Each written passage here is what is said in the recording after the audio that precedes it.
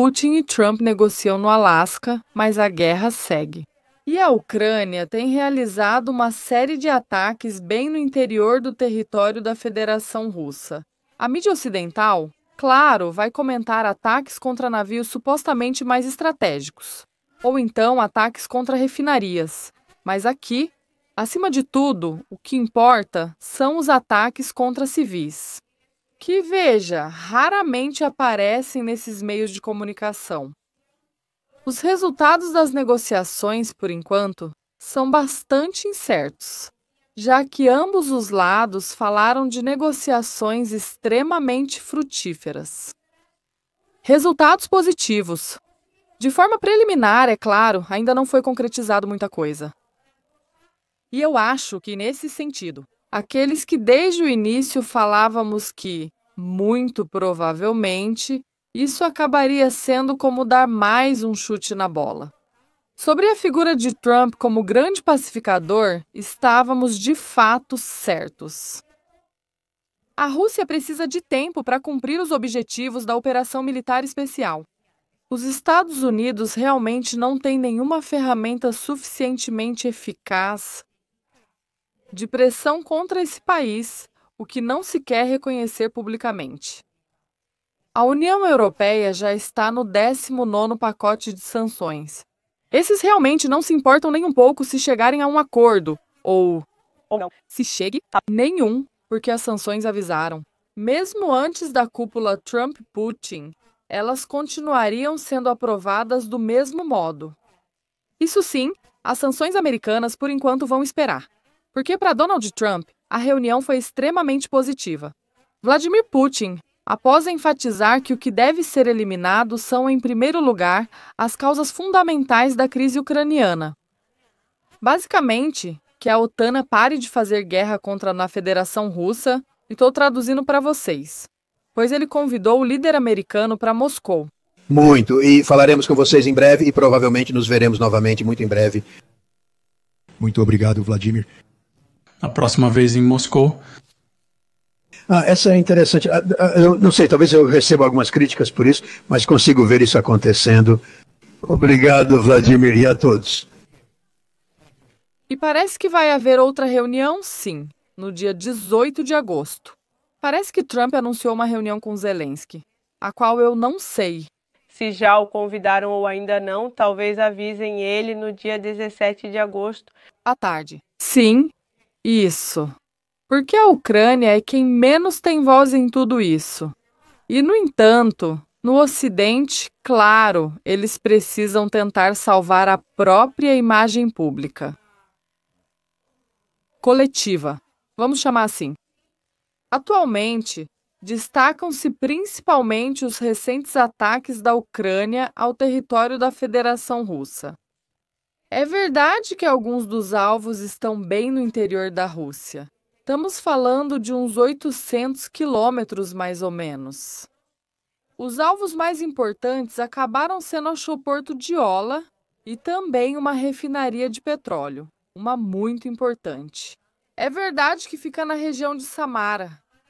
Na refinaria há alguns danos, mas não tenham a menor dúvida de que acabarão sendo reparados. Ainda há muitas refinarias no território da Federação da Rússia. Isso, por um lado. Por outro lado, o que supostamente foi atingido pela Ucrânia, como um navio que transportava drones iranianos. Pode ser que realmente não tenha praticamente nada de verdade nisso. Alguns mecanismos desses drones, talvez munição, ainda precisam ser confirmados, mas será agora mesmo? A maior parte dos drones usados na operação militar especial tenta ser produzida dentro do território da Federação da Rússia. Então, bom, vai saber o que eles conseguiram atingir nesse navio. E é verdade que é muito difícil determinar isso. Mas o mais importante, nem são esses ataques contra alvos supostamente militares, segundo afirmam da Ucrânia. Vamos fingir que de fato eles estão certos, mas sim ataques contra civis. Uma pessoa morreu nas últimas 24 horas em Kursk e Donetsk. E além disso, continuaram os ataques no território da região de Belgorod, que vem acontecendo há pelo menos 3 dias, pelo menos se intensificando. Além disso, ou seja, a Ucrânia parece que está fazendo uma série de preparativos, tem feito uma série de preparativos para a reunião entre Putin e Trump. Isso parece fazer com que, de certa forma, a Ucrânia envie a mensagem para toda a comunidade internacional de que continua levando a guerra para o território da Federação da Rússia. Mas realmente é uma grande mancada, até mesmo uma congressista republicana. E não foi a única voz nos Estados Unidos, nem de longe, que se expressou nesses termos, pois publicou em sua conta no X. Acho, de fato, o mapa dos ataques ucranianos, praticamente dizendo que querem sabotar as conversas de paz entre Trump e Putin. A partir daqui, claro, a Ucrânia vai acabar recebendo o que merece, mas isso me deixa muito triste. A maioria da população civil frequentemente é vítima da própria defesa aérea ucraniana. Mas, de qualquer forma, a população civil nunca deveria sofrer. O regime de Kiev receberá o que merece, sem dúvida alguma. Em primeiro lugar, já recebeu quando não convidaram Zelensky para uma cúpula, onde supostamente se decide o futuro da Ucrânia, ou seja, mostraram o local dele. Agora imagino que vão reiterar isso para ele assim que ele voar para Washington. No entanto, o mais importante não é apenas a confirmação definitiva de que a Ucrânia não tem nenhuma soberania, nem mesmo os avanços na linha de frente que comentamos no relatório de ontem. Eles continuam acontecendo, hoje, e amanhã vamos atualizá-los. Mas a Rússia realmente avança sem parar. E aqui chegamos ao cerne da questão. Acredito que o acordo seja esse, é minha teoria. Quero saber a opinião de vocês. Acho que a questão é continuar negociando até o momento exato em que a Rússia obtenha tudo o que foi planejado obter com essa operação militar especial. Ou seja, a liberação completa dos territórios, pelo menos das repúblicas populares de Donetsk e Lugansk. E ainda resta saber se também das regiões de Kherson e Zaporizhzhia, não como estão hoje, mas completamente como estão em termos administrativos. Agora incluídos no mapa da Ucrânia, por um lado, mas também parecem estar na Constituição da Federação Russa, por outro. E isso denota uma tremenda vitória por parte da Rússia, mas pessoalmente, eu diria por parte de Vladimir Putin. Porque a operação militar especial foi bem planejada, como vemos agora pela reação, especialmente dos Estados Unidos. O mundo inteiro, ou melhor dizendo, todo o Ocidente, ficou em choque e começou a isolar a Rússia. No entanto, ontem vimos como estenderam um tapete vermelho para ele, e não foi em qualquer lugar, mas direto nos Estados Unidos. E quanto a isso? É o país um dos principais organizadores de tudo o que infelizmente está acontecendo hoje em dia no território ucraniano? Essa primeira vitória já começou a ser negociada. Sentaram-se de igual para igual. E isso Putin, sem dúvida alguma, sabia que acabaria acontecendo. Além disso, confirma o que eu disse no início?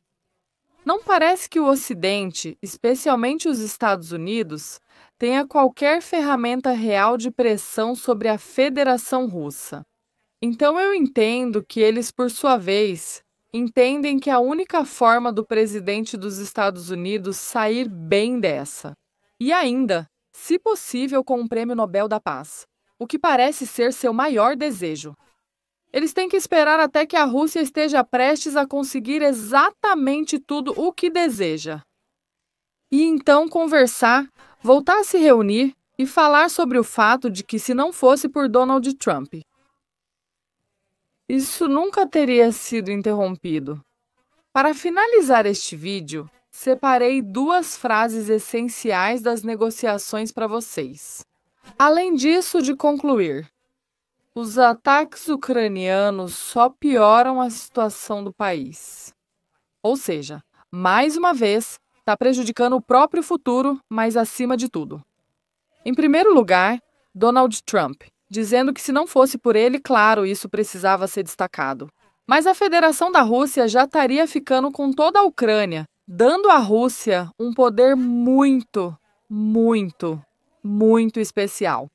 Vocês é que vão me dizer se acham que tem ou não. Mas em termos midiáticos, esse lugar tão alto, Trump já se apropriou dele. Por outro lado, vem a resposta, em segundo lugar, da Federação da Rússia. Vladimir Putin dizendo, repetindo a tese de Trump de que se Donald Trump tivesse sido presidente em 2022, esse conflito nem sequer teria começado. Cada um aqui já tem exatamente o que queria.